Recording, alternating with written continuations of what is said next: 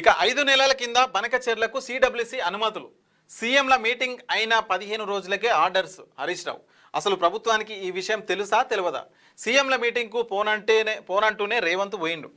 Committee లేదంటూనే ఇప్పుడు committee వేసిండు. రేవంత్ ఉద్యమ ద్రోహి మాత్రమే కాదు, జలద్రోహి కూడా. సిడబ్ల్యూసి అనుమతులు రద్దు చేయాల్సిందే, ఢిల్లీలో ధర్నా చేద్దామంటూ రేవంత్కు సూచన. ఏపీ అక్రమంగా నిర్మిస్తున్న పోలవరం, బనకచెర్ల, నల్లమల సాగర్ ప్రాజెక్టులకు సెంట్రల్ వాటర్ కమిషన్ అనుమతులు జారీ చేసిందని మాజీ మంత్రి బీఆర్ఎస్ ఎమ్మెల్యే హరీష్ రావు ఆరోపించారు. ఈ ఏడాది జూలై 31నే ప్రాజెక్టులు అనుమతులు ఇస్తూ ఉత్తర్వులు ఇచ్చిందని చెప్పారు. సిడబ్ల్యూసి అనుమతులు ఇచ్చి 5 నెలలు అవుతున్న రాష్ట్ర ప్రభుత్వం ఏం చేస్తుందని మండిపడ్డారు. ఈ ప్రభుత్వానికి సోయి లేదని, మొద్దు నిద్ర నటిస్తుందని హరీష్ రావు అయితే విమర్శించారట. 5 నెలల కిందనే బనకచెర్లకు అనుమతులు అయితే వచ్చినట్టే, సిడబ్ల్యూసి అనుమతులు వచ్చినాయి.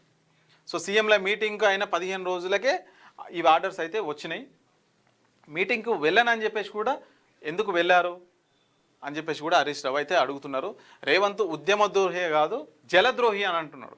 అంటే గతంలో ఉద్యమంలో పాల్గొనకపోవడం, సో దానికి వ్యతిరేకంగా పనిచేయడం అని చెప్పేసి హరీష్ రావు ఉద్దేశం.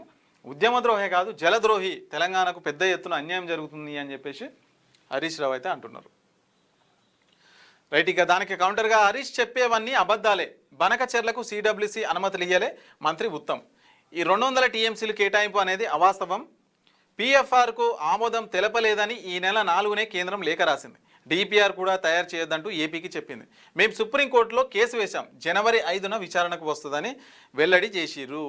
ఇరిగేషన్ విషయంలో బీఆర్ఎస్ ఎమ్మెల్యే హరీష్ రావు పచ్చి అబద్ధాలు చెప్పారని ఇరిగేషన్ శాఖ మంత్రి ఉత్తమ్ కుమార్ రెడ్డి మండిపడ్డారు. పోలవరం, బనకచెర్ల ప్రాజెక్టుకు సెంట్రల్ వాటర్ కమిషన్ ఎలాంటి అనుమతులు ఇవ్వలేదని స్పష్టం చేశారు. రాష్ట్ర ప్రభుత్వంపై ఉన్న అక్కస్తో పోలవరం, బనకచెర్ల ప్రాజెక్టుపై అసత్యాలు ప్రచారం చేశారని విమర్శించారు.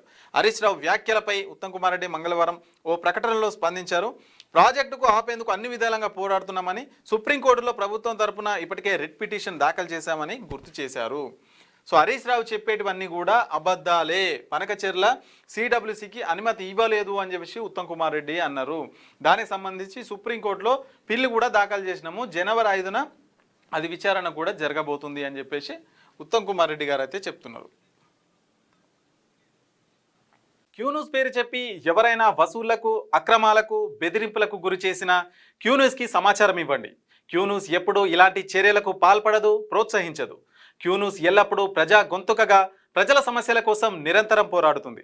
మీకు ఎలాంటి సమస్య ఉన్నా క్యూన్యూస్ని కాంటాక్ట్ అవ్వండి. సంప్రదించవలసిన ఫోన్ నెంబర్ 7569534968 8688926084.